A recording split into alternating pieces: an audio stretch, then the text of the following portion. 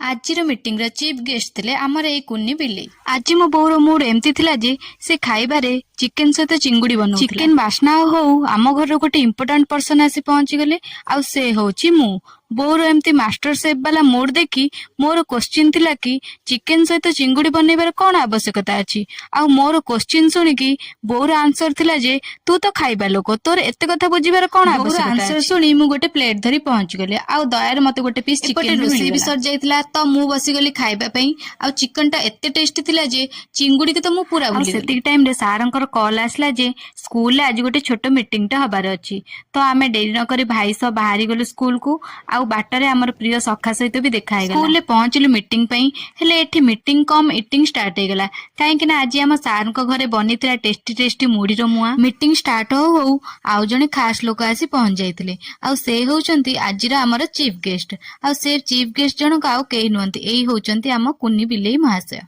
एठू बाहर टाइम को संध्या हो जाता तो ये दी जनकर फरमाइश थिला चाउमिन खाइबा।